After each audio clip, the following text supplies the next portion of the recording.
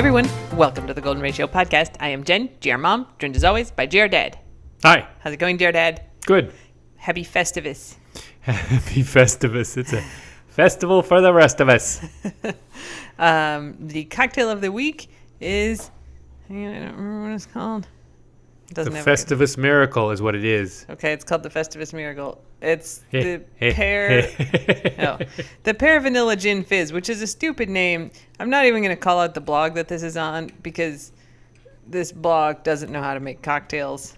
It's a cooking blog, and sometimes cooking blog people are like, I'm going to make a cocktail. And like, a gin fizz is not this. This is like club soda on something with gin, and that's not what a gin fizz is. Does a fizz have egg in it? A gin fizz typically will have egg in it. Fizzes have egg in them sometimes. Sometimes, yeah. Slow fizz. A slow gin fizz. Yeah. Slowy.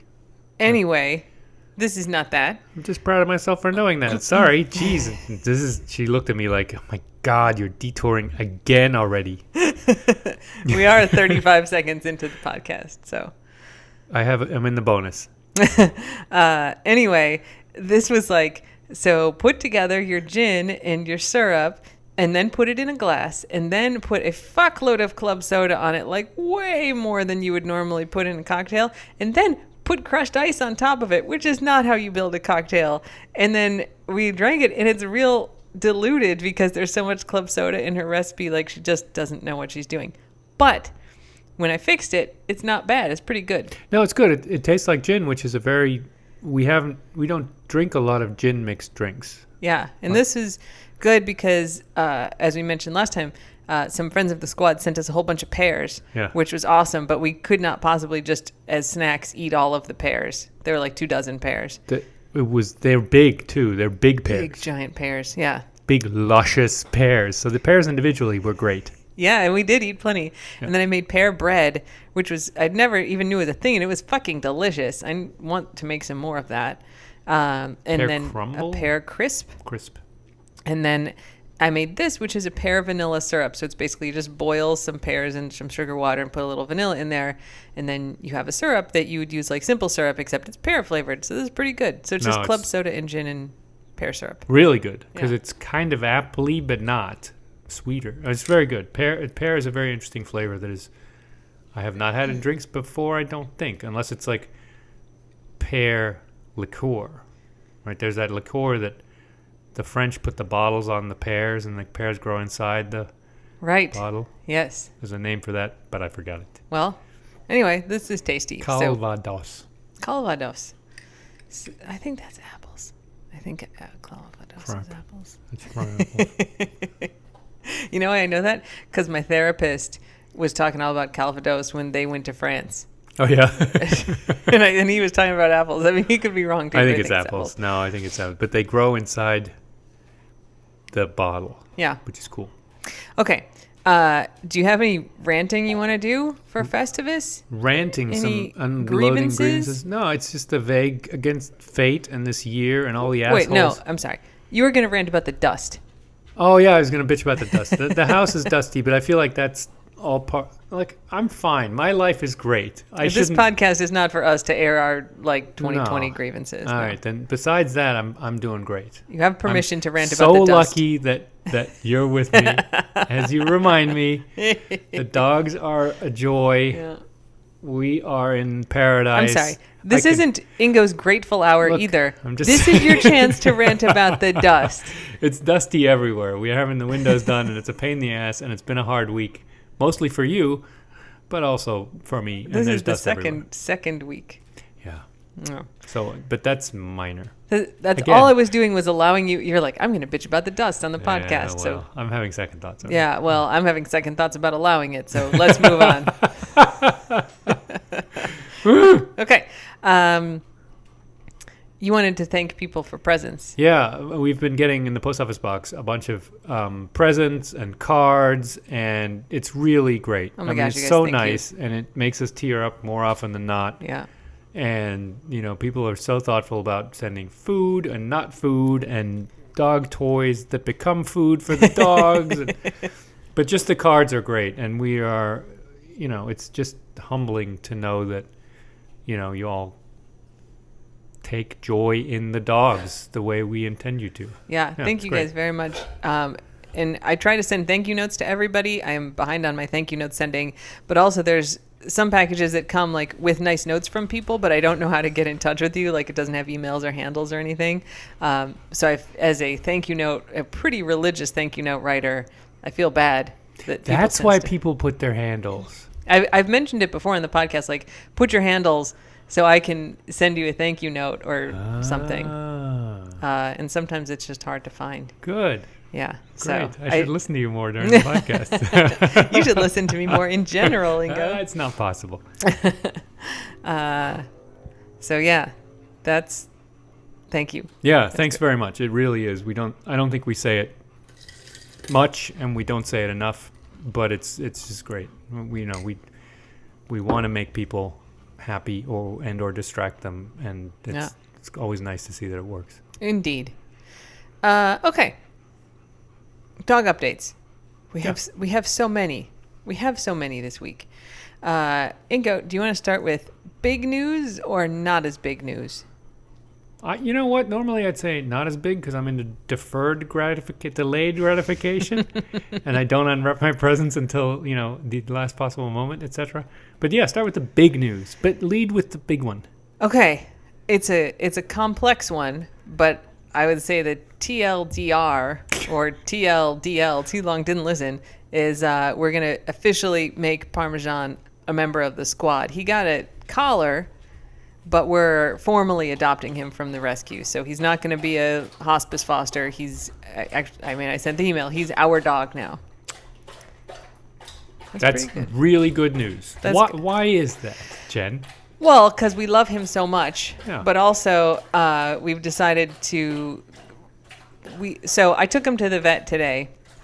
That's him drinking in the background, by the way, celebrating his permanent squad membership. He's drinking himself silly. So, as we've said, when dogs come into our rescue group, they go to the vet right away. The first thing you do is take them to the vet, usually within the first day or so. If they're not fixed, they get fixed, and then they get all their medical issues assessed. We do a really deep physical. Except Meatball here, who remains unfixed. Parmesan. Yeah. Yeah, well, I'm calling him Swedish Meatball now because I remember that he's also from Sweden. That's a thing that happened entirely in your head. Yeah, well, a lot of things go on up there. Yeah, so they took him to the vet, and when his give up home said he was fixed, and he's definitely not fixed. And so they took him to the vet, and they found all the problems that we've talked about before: pancreatitis, hemangiosarcoma, or the big tumor, some other little tumors like on his skin, and they were like, he's not strong enough to survive the surgery, and so we're not going to fix him, and he's only got a couple weeks anyway with this hemangiosarcoma. Very tragic. Yeah, so that was it. I mean, that was, and then they put him on some anxiety medicine, but that was really the extent of the vet care, which is normal. I mean, if you have a dog in that situation, like, why are you going to fix a dog who's going to die in potentially a few weeks from this tumor? That's why it was like hospice foster. Yeah, because there were nothing you can do about this. And so I was talking to our vet, one of the vets at the clinic that we go to, about one of the other dogs. Like, she had called. We got so much dog stuff going on, so she'd called to talk about another thing. And so I had put in a Chewy order for Chief Brody and for some of his medicine, and she's like, I got a request for a Cody. Like, do you guys have a dog named Cody? And I was like, oh, that's Chief Brody's like old name.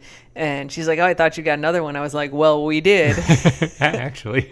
And I'm like, but we haven't brought him in because he's got this giant, they think hemangiosarcoma and whatever. And she's like, we can do something about that. And I was like, what? I mean, they're like, sometimes they talk about doing surgery on hemangiosarcomas and it doesn't always go very well. But I was like, well, we should bring him in anyway, because that's likely where we'll have to take him when things get bad. And so it'd be good for them to at least have seen him. Yep. And so this particular vet, her specialty is emergency medicine. So, she sees a lot of the emergency surgeries that happen in the middle of the night.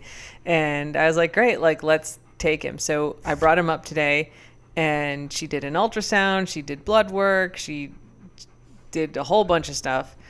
And basically what she found is the tumor is giant, like soccer ball sized. They had said cantaloupe, but it would be an extremely large cantaloupe, based on what she said. Small soccer ball. No, like a regular sized soccer ball. Poor Parm. It's pushing his stomach out of the way. She's like, this makes him feel really bad. And I'm like, no kidding.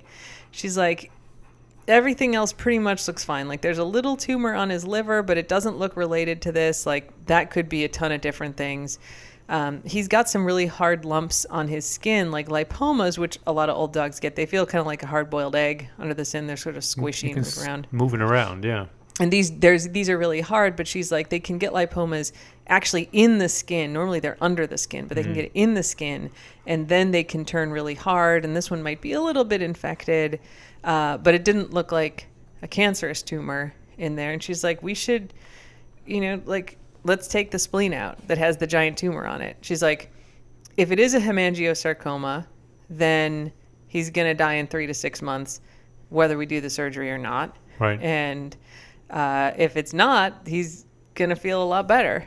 And apparently the odds seem to go at, if the tumors get that big, that they tend not to be hemangiosarcomas. Not always. I mean, Queso had a giant hemangiosarcoma. Right. That was doing a similar thing. It kind of pushed her ribs out, so they stuck out.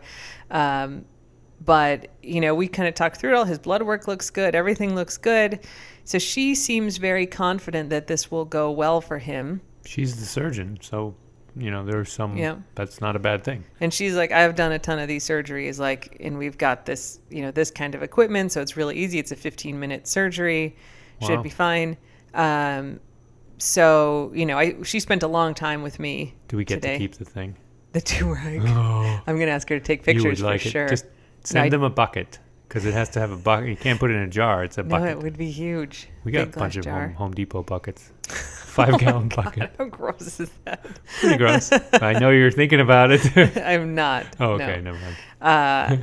I mean, a picture would be fine. I don't need the actual tumor. Gross. Anyway, so, if we don't adopt him, then he is the rescue's dog. And, I think they would follow her decision, but then they have to pay for the surgery. And then there's a lot of people involved in consulting about it. And, they always do a great job making those decisions. We've done that. We did a ton of care for Riley like that, and a few of the other dogs. So it has nothing to do with do I trust them to be involved in the process? But they took him in as a hospice dog, and I think we think this is the best thing for him. But then, we'll kind of take that on instead of having them pay thousands of dollars from the rescue for a surgery that we kind of think is the right thing. We can adopt him and kind of make that choice ourselves. So that's the news. So he's having surgery on Monday, the 28th, I think. So, because we're recording on the 23rd, so, I don't know that they're open tomorrow. So it's basically Christmas Eve, Christmas, the weekend, and then Monday he's going in. He's going to be the first surgery. He'll be there all day, and then we'll bring him home, and hopefully it's fine. It's going to be good. Yeah. This is pretty routine for us. We get a dog, surgery ensues. So hopefully they'll fix him too. Usually it's when they eat crap, but also for other reasons. Yeah. We take in dogs that are in rough shape. So that's the situation.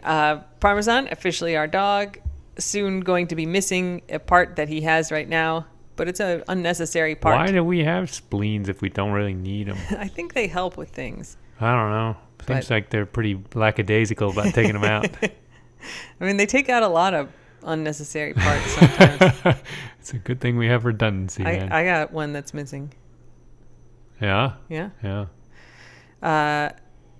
So anyway, that's the big news. Okay. Actually tremendously smaller news. Yeah, there's nothing that compares in magnitude to that. No. That's going to be a big one, and hopefully he recovers fine from the surgery. What we talked about was, so we thought 2 weeks, maybe a couple months, right? We were given kind of 2 weeks to 2 months as an idea. It's already been a month that we've had him, pretty much. He's great. We don't want anything to happen to him. He's great in so many good ways. He's such a sweetheart. He's a really sweet boy. We don't want anything to happen to him. At the same time, we were given 2 weeks to 2 months, right? Right. Do we want to risk a surgery where he's going to die on the operating table? No, and I don't think the surgeon's going to do that. She's like, I could open him up and then we could see a whole bunch of other tumors and there's cancer, and then you just close him up and then he's got an incision to deal with, but that's it, right? Yeah. Or, maybe we decide to put him down. Like maybe she sees stuff in there and is like, oh, this is actually making him incredibly uncomfortable. We don't want him to like die on the operating table, and we don't want to put him at risk of a kind of painful or scary end like that. But, she seems to think that he's pretty safe to endure this. It's a short process. She's done it before. She's pretty confident it's going to make him feel better. Yeah, and from all outward indication, he's in good shape and kind of robust. It seems like it. Yeah, his blood work looks... I mean, there's, little weird things about it, but nothing bad. But just the way he acts, right? Like St. Patrick is more frail. Oh, for sure. Right, I mean... Yeah. St. Patrick would not survive a surgery, no way. Right. He's not like that. I mean, Parmesan's a lot more, together. So, yeah. So, while we don't want to risk something happening to him while he's having the surgery, he's obviously feeling really crappy because he has this giant tumor in there. And so if we can take that out, and I mean, what's the worst case? It's still a hemangiosarcoma and he dies in a couple weeks. Like he could die if it's a hemangiosarcoma, he's going to die in a couple weeks anyway. And if he, is he going to feel that much worse healing from an incision from a couple weeks? Like that seems worth the risk of the trade-off. Yeah. To be like, I mean, the chances seem good that it's potentially not a hemangiosarcoma. If it is, okay, so he's got a couple weeks of surgery recovery, and then maybe he dies, or maybe he doesn't recover well from it, versus a couple weeks of still feeling really crappy because he's got that big tumor in there. It doesn't seem like we're creating a huge risk if it's the bad case.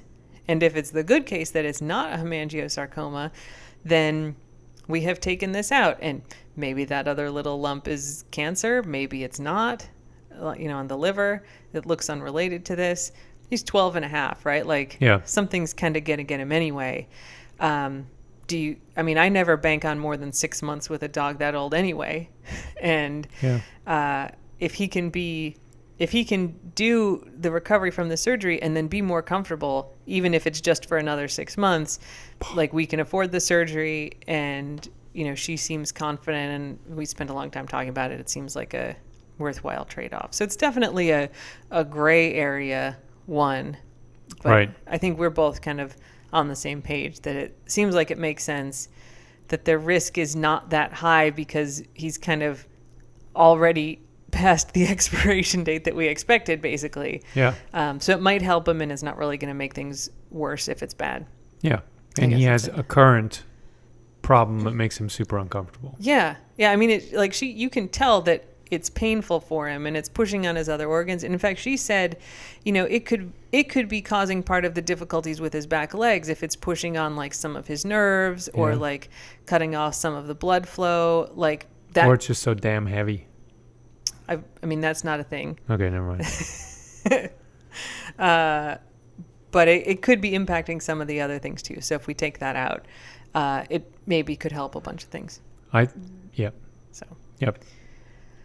Okay, in other dog news, I was taking Voodoo for a walk. Voodoo loves to go for walks. Like, I put my shoes on, and he bolts to the front door. He muscles the other dogs out of the way. He's got his nose on the crack. I think he doesn't know his own size. I think he's like a puppy a little bit, but it's exacerbated because he's just big, right? Like, that's why he bumps into your leg instead of like stopping short, or he bangs into the door and stuff. He's just ungainly. I think he knows exactly how big he is, and he just gives zero fucks about personal space and who he runs into. He's like, I work by contact. Yeah. All right. So he's an incredibly slow walker. He's so slow, but he loves to go for walks. And so I take him. It's like a 40-minute mile if we go the full mile. Yeah, you don't go far, but you go long. Oh, my God. It takes a long time to walk him. And he's a lazy walker. I mean, he can walk a mile, but it's slow, and he's lazy about it. And so we were out for a walk a couple days ago, and we made it I had been walking Guac, and some of our neighbors were out washing their car, and they said hi to Guac. Everybody knows Guac because he escapes all the time. He does. He's been everywhere. And then, so I bring Guac back, and I'm out with Voodoo, and I walk past him again. And so the woman, she's all excited to meet Voodoo, and she's petting him. And then he lays down in the driveway, and I was like, okay, Voodoo, come on. And he's like, nope. And I was like, come on. He's like, do Nope. you see me lying down? The lady and I are like, okay, we're going to like, come on, let's go. Run down the street. Nope. She had to go into her house, get snacks, come back out of her house. Remember, she has to go up a flight of stairs because the house is elevated. Goes up, gets the snacks, come back down. He's still just laying there, will not come for me. Finally, we like lure him with the snacks. Hot dogs. They're like teeny tiny little, they have Yorkies, so like right. tiny dog snacks. She's like, here, I brought some extra ones out for you so then I could get him to come home. So that's all. He's like, this driveway is where I live now. He has no shame in just lying down and being there. No, he does not. Sploot. So that's Voodoo. The other story is we were out at like approaching sunset one night, and there are some people, they're clearly renting a house. They don't live down here normally. And they have this raft thing. Yeah, it's cool. It's like a boat raft. Yeah, it's inflatable, and it's like an 8-person inflatable raft. It had sides that come up. It's like a sofa almost. Yeah. It's shaped like a sofa. But it's a square. All the sides are Yeah. closed. So inside it's dry. But it's like plastic inflatable. Yeah, and it has seat backs all around it so you Yep. can lounge. It's like loungers. Yeah. Kind of like a It's very cool. square inflatable life raft from a boat. Or if maybe. you took our IKEA couch and just like made it into a floaty thing and made it square. Made it square. It looks pretty comfy. It's cool. Plastic inflatable. So they're out there. There's, I think, 3 of them. Oh, and it has an anchor. And it has an anchor because otherwise it's just going to blow you around. And so they're anchored basically off of our house. In my backyard. As Inca would say, in the backyard. They're maybe 50 yards from the house. Yeah, I wasn't mad, bro. No. And so I'm out there with Hops and Guac, and especially there's like 2 guys and a woman, and the woman is clearly like fawning over Guac, right? So we try to, like, when people are out there in their boats and stuff, like, we'll say hi and stuff, but we try to kind of give them their space, right? We're not going to be like listening in on their conversations. Because they think it's like their backyard. Give them It's some actually my privacy. backyard. But she's like leaning over the side, like Calling. looking at Guac. So I'm like throwing his ball for him, but I'm making sure to throw it away from the raft. And finally I'm like, do you guys want me to throw the ball over by the raft? And they're like, yes, send him over, yes. I mean, clearly it's what they wanted, right? But I don't want to be that guy who's like, well, no, I'm going to sick my dog on you. Inflict my wet giant dog on you. So I throw the ball over, it lands right by the raft.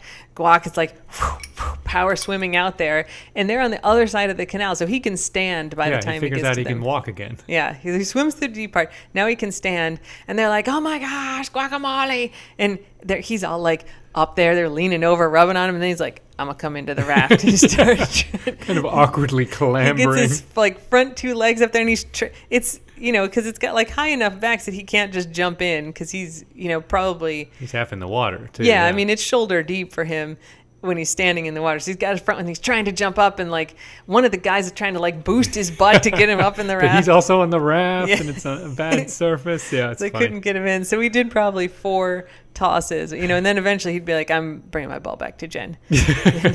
Hops went out there with him once. Hops was getting pet. They're leaning over the raft, petting on Hops. And at It one was a point, big deal for them. Yeah. oh, they were so excited. Yeah, at one point they're like, okay, like we got to pet him, right? He was probably like 10 feet from the raft. They're like, paddle towards Guac, and it's like, oh no, we're anchored. we can't paddle any closer. Release to anchor. So yeah, he just had a very good time. Totally made their day. And then we saw them on a walk later, and they're like, "Oh my God, is this guacamole?" This is the one at twilight, right? Yeah. It was dark. It was dark. We could hardly see them, but they were like, "Is that guacamole?" Yep, they were very, very pleased. Yeah, So he made their day. it's a good name. You don't forget guacamole. I mean, that's the thing.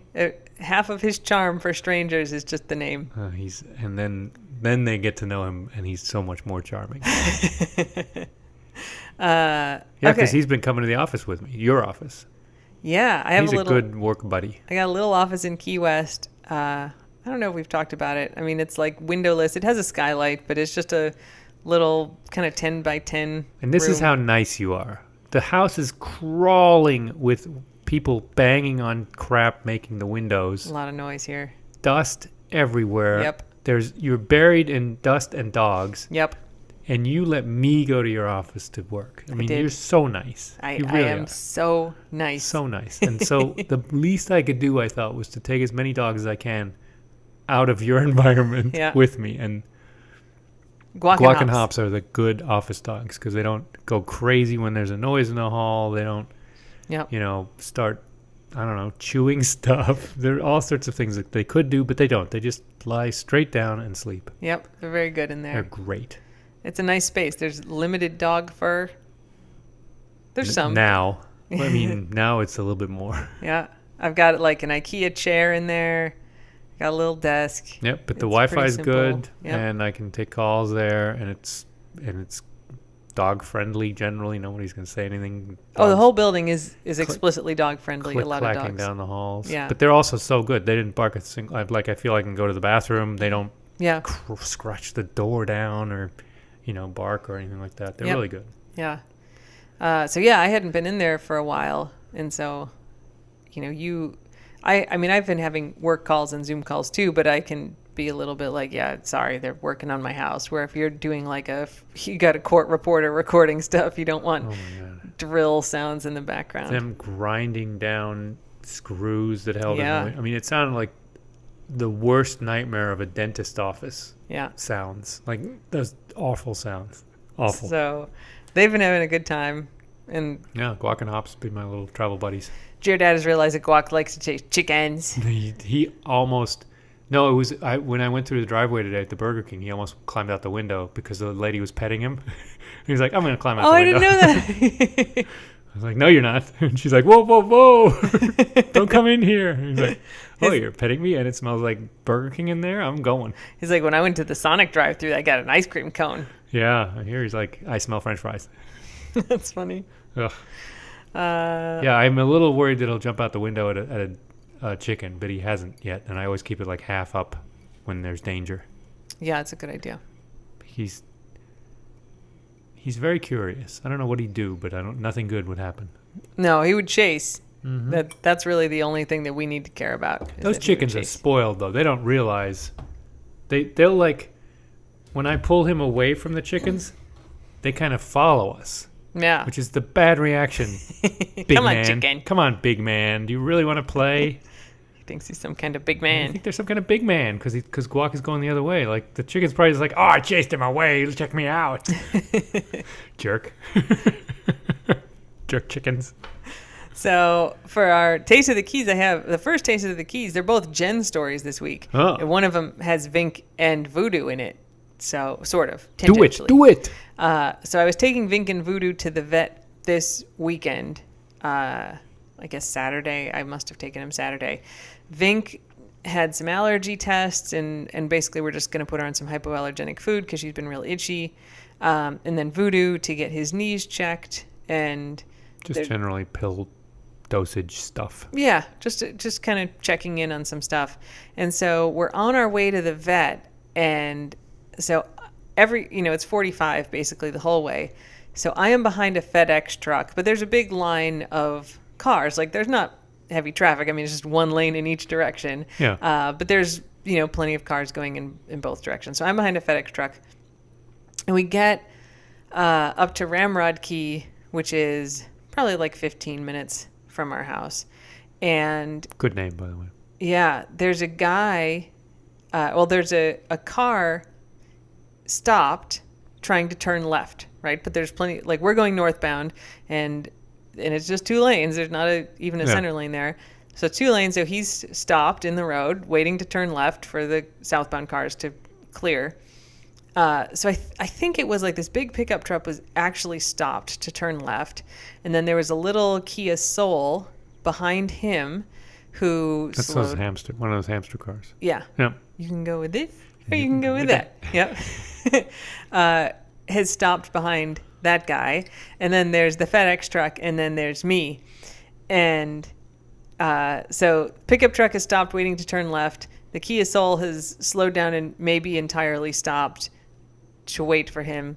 And the FedEx driver, I'm not sure what he was doing, but He's in a different movie. didn't see anything going on. And, you know, the FedEx truck is big enough that I couldn't see exactly what was happening, but I saw that there was a stopped car in front of the FedEx truck the second before the FedEx truck at 48 miles an hour just smashes in to everybody. Did you see any brake lights? Probably not. Brake lights did not come on. Oh, boy. No, he didn't. I mean, he didn't see at all. And of course, I'm not, like, I can be like, oh, I recognize there was a car in front of him, but not in time to put my foot on the brake, right? So suddenly the FedEx truck stops in front of me because it has smashed into some cars, and so then I'm still going 45. I had to yank it real hard off onto the walking path on the right. Nice driving. Thank you. It was fine. I was saying, the fact that I saw, even in that split second, oh, there is a car stopped in front of this FedEx truck, was enough where I felt very in control. That's good. That I was able to steer around. Yeah. I know what I'm doing. You're like, I'm going to the right and putting on the brakes, but I didn't have to slam on the brakes. So Vink was in the back seat and Voodoo was in the cargo space. No dogs flew around like it was. Oh, that's good. Yeah. They all ended up where they'd started. Yeah. They're like, why are we stopping, Jen? It wasn't like Vink ended up in your front seat and Voodoo ended up in the back seat. Boop, boop. Nope. They were all fine. And so, yeah. So the pickup truck came out okay. The Kia Soul was smashed. All the glass was broken. Peanut butter and jelly in the sandwich, right? Yeah. I mean, I've been that car before that gets hit from behind. You did everything right. You didn't do it. You just stopped and Yeah. waiting. Yeah. And so it was an older lady driving the Kia Soul, and her side airbags deployed, but not the front one. So she kind of smashed her knees up on the front of I her think it's steering because she column. wasn't moving forward, right? So that it's a acceleration trigger, deceleration trigger. It's designed when you're going fast and then stop suddenly. So getting hit from behind, I don't think triggers the front airbags. So she was able to drive her car You just looked at me so skeptically. If I could bottle that, I'd throw it in the ocean. Anyway. So I listened to True Crime Garage, which is a great podcast. And it's basically the host guy, Nick, he's the one who does all the research and whatever. And then there's the captain who originally started doing the podcast basically to engineer it. He's a professional musician. He knows how to do the sound engineering. And so he'd kind of chime in on stuff, and he'll watch a documentary about the case or do a little reading, but he doesn't really know a lot about it. And he interjects all kinds of random shit all the time. And I remember when I started listening to it, at how impressed I was at Nick, where he'd be telling this story, John Benet Ramsey went to bed on Christmas Eve in her house, and then at 2 a.m. and this thing, and then the captain will be like, yeah, I bet the guy smelled like dicks. And then Nick just continues talking as though the captain has not spoken. And I'd be like, when I was listening, I'd be like, I absolutely would feel like I had to respond to that. And he doesn't even respond. He just keeps talking. That's great, because then you don't have to have an argument about why would you say that he smells like dicks? That doesn't make any sense. That's totally the kind of thing that the captain would say. I think you're equating the wrong thing here. I was just talking about the accelerometer and the airbags. And I let you say your I things. wasn't trying to pick a fight. And no, I mean, the captain's not trying to pick a fight either. Well, He's just interjecting. And then Nick doesn't feel like he needs to engage with all the interjections. He just continues on, which is what I'm doing. The valuable... There's a guy on Sportscast called the Color Guy. That's what I am. I'm not the sports caster. I don't actually narrate the play. I just chime in and go, these are great uniforms they got. Anyway. So the lady pulls her car into the parking lot. Did it move? It drove? Yeah, she was able to drive it. Nice. I think the rear, I mean, obviously, she was rear-ended. It was really smashed in. But the front...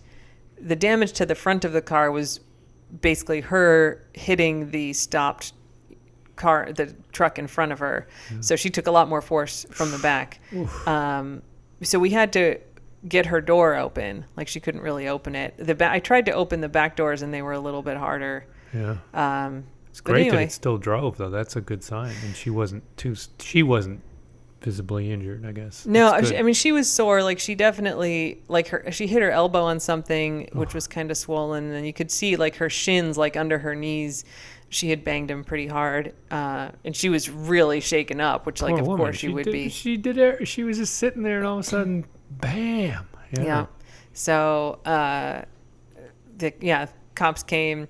And I was like, cool, can I go? And they're like, I have a vet appointment. The cops show up first, and they're like, are you hurt, ma'am? I was like, man, I didn't hit anybody. Like, I'm just brushing the glass off this lady. Cause, and so I'm like, can I leave? Like, and he's like, well, did you see anything? I'm like, yeah, I was behind the truck. He's like, well, I need to get a statement. I was like, fine, I'm going to be here for like an hour, right? Like, while all this stuff happens. Yeah. No, they were like super efficient. Like, he comes out with like a form, like an official statement form, and gives me a pen. And he's what was like, the name of the deputy? Do we know? It was not, I did look at his badge because it's not Deputy Hradecki's territory. See, that's too bad. I know. We were in the lower keys, and Hradecki does marathon. It wasn't any name that I recognized, but it was the Monroe County Sheriff. So he gave me a little form, and it's just like, name, address, phone number, and then like, write down what happened here, and then you sign it. And then I had to give like a swear that statement. So he's like, I need you to raise your right hand. Like, do you affirm that everything in here is true to the best of your knowledge to help you God? And I was like, yep. And he's like, now you may go. And so it was, I was there for maybe 15 minutes. And then total. he walked you across the street. Yeah. So, like I had pulled over, the FedEx truck had kind of pulled off the road, and then the two cars that got hit had pulled in, had kind of turned and pulled into the parking lot on the other side. So he's like, yeah, let me get you across the street so you don't have to frogger through the traffic. And there was another cop basically right by my car that was directing traffic around the accident, because there's like stuff in the road and everything. Bumper. Yeah, it was a big piece of the FedEx truck. We kind of pulled it out, but like a lot of glass and plastic and stuff. And I had left the car on for the dogs, because you can take, with our Jeeps, like you can take the fob out and then you can't drive the car unless it's in, but then you can leave like the air conditioning. You can also lock it, which I yes, leave the cars in, leave the dogs in, air conditioner on, car running, and you can lock it. Yeah. So as I was going back to the car, I said to the cop who was directing traffic, I'm like, do you want me to go around the FedEx truck, like on the right, basically drive on the kind of path, the bike path / grass, or do you want me to merge into the traffic here? And he's like, well, whatever. What do you prefer? And I was like, yeah. He's like, I'll stop traffic if you want to merge in. And I was like, great. So he kind of walks behind my car, walks past my car to go behind it so he can stop the traffic so I can pull in. And he looks at the car, and he can't see the dogs on the inside. But what he does see is the sticker on the outside that says, tell your dogs I say hi. And he says, tell your dogs I said hi. Okay, I will. So thanks, Matt Nelson. Yep. He thought that was very funny. He's right. Yep. He's right. So anyway, I was like 3 minutes late for the vet appointment, which is fine. The whole thing did not take very long, but it was very dramatic. Man. So That's we did not. Adrenaline lasts a little bit for that, I'm sure. Did not make it into conch life. That's disappointing. It shows you that they're not gathering a lot of the hot news themselves. They're just relying on the AP wire.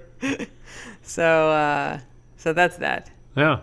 The other, this is not dog related, but conch life story of me this week is that I was out running one night. Yeah. And so I'm going, Night running. So when I do this, I go by myself, down. Because I'm too damn lazy. I sit on the couch and I'm like dozing off, and you're just like, I'm going to go for a run. And I'm like, hi. You're always invited. Have fun. I know you. Oh, I'm totally invited, but I'm just like incapable. So I leave our house, and then I go down the road away from the houses into the wilderness preserve, and that meets up with the old, like before the current one road is the old one road that dead ends in both directions. Yeah. So there's nothing. There's a couple. Super houses. dark. There's not. I mean, there's no streetlights at all. Yeah, there might be one by the stop sign, but I'm not sure. Yes, there's where like our boulevard intersects the former single road that just dead ends. There's a street light there. You could run like 10 miles and get at that one street light. That's it. Yeah, it's very dark. So I'm walking down our boulevard through the kind of wilderness preservation area, and I hear these voices, which is weird. And it's like this super alt-right discussion about like the founder of Planned Parenthood was a racist and Democrats. It was like very upsetting bullshit. Yeah. And then it just stops. and I was like, and it sounded, I mean, like there were two women. It's dark. It's nighttime. But it sounded like there's two women, and I could kind of see a car pulled off. Like they were sitting on the trunk having like an interview like you would do on the radio, but it didn't sound like they were on the radio. It just sounded just like two people were talking. Yeah. But in the dark. So they're not doing an interview. Yeah. And so I'm like, all right, well, that's weird. Like usually there's nobody out here. There's no reason to stop. It's like not in front of a house. This is just like the empty stretch of road. Yeah. And the road doesn't go anywhere. Yeah. Like it's not like they were coming from somewhere. It's just like you go down a 3-mile road that meets up with a 5-mile road that dead ends. There's nothing. Yeah. There's no reason to be stopped here, just like in the wilderness preservation area having a conversation. And so I am like kind of walking past, and then I notice it's very dark, right? There's no moon out at this point. This guy, big dude, standing in the middle of the road, like on the yellow line. Road. This isn't an abandoned road. This is a full-on road. Yes. Yeah. And I mean, there's not a lot of traffic on it, but when I go do these, I mean, there's 4 or 5 cars that'll pass me every night. He's standing in the middle of the road, completely in the dark. He doesn't have a flashlight. He doesn't have anything. He's got a tripod, but it's empty and there's no light on. So how do you deal with this situation? You go, hi. And then, hey, nothing. Complete silence from all parties. That's weird. Then like there's some music playing on the car radio, and that's it. So I'm like, there's 3 people out there having these weird ass conversations. There's a dude standing in the road. I don't understand what's going on. So anyway, I go, basically it's 3 miles from our house to the end of the boulevard where it meets up with the other dead road. So I go there, turn around, I'm coming back, and I'm nervous because you have to face this weird thing again. I am afraid of people. Like that's the only thing I'm really afraid of on my runs is like people who are going to do creepy shit. And it's rare that I encounter people who do creepy shit, but this dude standing in the middle of the road in the complete dark is creepy. Yep. And I'm like, fuck, is this guy still going to be there? And so I'm like coming up on it, and it's in addition to dark, very quiet out here, and I can hear the music faintly from the car. So I know the car is still there. Mm-hmm. And I'm like, so the people are still there. And so I'm coming up, and then eventually I see, like the guy is still there standing in the middle of the road.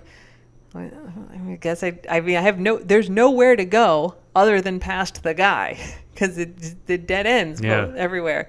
So I'm okay going past the guy. And as I'm going past, he goes, hey, you want to see yourself in like long time lapse? And turns a camera that has been placed on the tripod to me and kind of shows me in the viewfinder. I mean, I'm still on this edge of the road, this picture. And I was like, okay. So I come up. How are you doing? Yeah, he's out there. So there's no ladies. Apparently he has a very good sound system on his car. And I had heard music, and then I heard the weird voices, and then there was more music. So I think when I was coming, he must have just had it on like scanning the radio for like different channels, and it hit, did like the 5 or 10 second who pause. lets it just do that? I mean, it's weird. It's weird. It's also weird that you're standing in the middle of the road, even if you're taking time-lapse photography. Yeah. But he did a 10-minute exposure. So as I walked past, he was setting up his camera. So that's why there was a tripod with nothing on it. He's setting it up. And I walked past, and so he, pushes the button, and the shutter is open for 10 minutes, which is how long it takes me basically to get to the end of the road. And I have a light on the back of my hydration pack. So, I run into traffic, but that's just so anybody from behind can sort of see that there's a person there. And so he shows me this picture, and it's got all of the stars like making these cool arcs because it's 10 minutes of that. And then this squiggly line going, and he's right in the middle of the road. So he has this perfect perspective with things like disappearing to a point at the end. And on the side of it, this cool red squiggly line of me from like every little step where it goes Almost up. Looks like an EKG line, yeah. And you can see my feet, because for a while I had my the flashlight from my phone on because I was freaked out by this guy. I don't usually run with it on. And so that was just enough light that like you can see all these little shoes. They're like ghost shoes. You can only kind of see them at the back. You can't see me. You can see a little bit of my shoes, and then this awesome red squiggle line for me. It's very cool, actually. It's a great picture. And I was like, oh my God, this is like the coolest picture. And he's like, and I was like, oh, that's so cool. And he's like, you want me to send it to you? And I was like, sure. So I gave him my cell phone number. I'm like, you roll your eyes, but like, he's like, I can email it. You want to give me your phone number, text it? And I was like, text it. I mean, worst case, he's like a creeper and I block his number. Like, it's really easy, right? Yeah. And I'm like, man, I really want that picture. Like, I hope he got my number down right because he put it in his phone. And yeah, like the next morning, he's like, I'll have to process this when I get home because I think you have to do quite a bit to those time-lapse pictures to get them to look right. Next morning, I get a text from him with the picture. So I've posted it on the Jen Runs with Dogs page. So yeah, it was like this super creepy ass thing. And then, it ends up, he's just a neighbor of ours. Like I was like, oh, is he? I mean, I don't know if he lives on our key, but he lives down here. Cause I was like, don't you get cars like bugging you in the middle of the road? And he's like, yeah, usually you can see him coming from a long way, which is true. I mean, you can see him from about 3 miles away. He's like, so I always have time, and it's rare that they come down there, which is also true. He's like, so, sometimes I have to abandon a shot and then they turn right before they get to me. But so he clearly does it all the time. He's just like a dude who lives around here and like comes out to dark spots to take pictures. At the same time, super creepy to like pass a guy in the dark. The fact that he didn't say hi back, shows that he was either super distracted or like is weird. Yeah. I would think just trying to get his stuff set up. And, yeah, sure. He's focused. But yeah, so when I passed him the first time, I tweeted about it, like, so this thing just happened. And, then I was coming back, I was like, oh my God, he was actually just like taking these pictures. And a lot of people were like, I'm really worried. Like, you should run with a gun. I'm really upset about how this happened. And it's like, on one hand, sure, I mean, it's creepy to walk past a person. On the other hand, like, he's a neighbor who takes long exposure pictures at night. Yeah. Like, nothing actually happened, right? He is not a bad man. Yeah, and like I am hyper aware of how many women get like attacked and murdered when they're running, right? This happens all the time. Yeah. And I have various protection mechanisms with me. I don't carry a gun when I run. I mean, well, like, what am I gonna? Someone was like, I'd feel better if you were trained in using a weapon. And I was like, I'm very well trained in using. I'm a great shot. Like I'm very comfortable with guns. I know how to use them. But what am I going to do? There's a dude standing in the middle of the road, and I'm going to what? Like shoot him? Pull out my Beretta, right. Brandish a weapon at my neighbor who's taking a picture in the public street? Like, I'm not going to do that. And the times that there have been like creepy guys, there was one guy that followed me on a run. I mean, a daytime run, but followed me for probably 45 minutes for blocks and blocks. I was running on dead end streets. He'd follow me, go to the dead end, turn around. This was the car, right? That white car. Yeah, it's on my running Instagram. Like one of the highlights is SSDGM, and there's just every block I would be like, here he is again, here he is again. Like, what am I gonna do? It's a Saturday afternoon. There's tons of people around. Yeah. I'm not gonna pull a gun on him. Pull really? a gun on a guy like driving past because he's scaring me. And the women who do get attacked, like it's almost always a guy who kind of jumps out of the bushes or the side of the road and pulls them in. And if you are trained in how to use a weapon, it's very, like, that's not a great situation for trying to shoot somebody. Like, if you've got a gun in a holster, you're not going to get it out like that. And even if you do, like, it's not like you can line up a shot like you're hoping you can just jam the thing into the guy. If that's what you're doing, there's better. You could shoot yourself. You could miss. He could get the gun. You could drop there's it. all sorts of things, right? And it's just really hard to, like, if you have a gun in a holster, like, you've got to take the safety off. You generally have to cock it. I mean, you can, like, some of those semi-automatics you can fire without cocking it, but it's like a hard trigger pull. And if you're wrestling around with a guy, I mean, what I do run with is a index finger ring that has this super sharp serrated blade. It's got like a silicone thing over it so you don't cut yourself with it. Basically, if you make a fist and like you scratch it at somebody, like it will do. It's very scary. It looks really scary. It looks like a claw. It's super it looks like sharp. A claw. Yeah. If some guy's going to grab me out of the bushes, that's going to be way more effective than like trying to like get a gun out of a holster or pack. I mean, if I were running like it deep in the backwoods, right? I'm doing like a 50-mile run into like the Grand Tetons where there's like a bear or something. Like maybe then. Probably not even then, but maybe. Right? I'd carry bear spray for that or something. But I could carry a gun on a run. But I've got the little finger knife, and I've got an app. You know where I am. Like I've got tracking stuff, and I mean I texted G, our dad, when I was. Oh, I was yeah, like, I knew where it was, yeah. I was like, so I think there's people out here, and like here's where I am. Here's what's going on. So, yeah. So I'm careful and prepared, but I'm not going to shoot anybody. No. Aside from the fact that it's illegal, it also just wouldn't be effective. Like even if I could carry a taser or whatever, it's like for the kind of situations you get into with running, it's rare that you're going to be like in a position to take a shot at somebody and have it be effective. Like you're getting grabbed and pulled in. You need a stabby, scratchy. Stabby thing. No. So anyway, everything was fine. It was a neighbor taking pictures of the stars at night, and he took a super cool picture of me and sent it to me, and that was really nice. And that's it. He hasn't creeped. No. Good job. No. In fact, I was like, I was so pleased to get the picture. I was like really effusive about it, and he sent like one very short. Okay. I was like, oh my God, this is so great. And then, I was like, oh, I love how you can see my shoes and like this thing. I mean, I sent like 3 messages that were just like, this is a really cool picture. Thanks a lot for sending it. And he's like, yeah, you have a pretty unique stride. That's it. Like nothing else. He's like such a weird dude. Super benign. So yeah.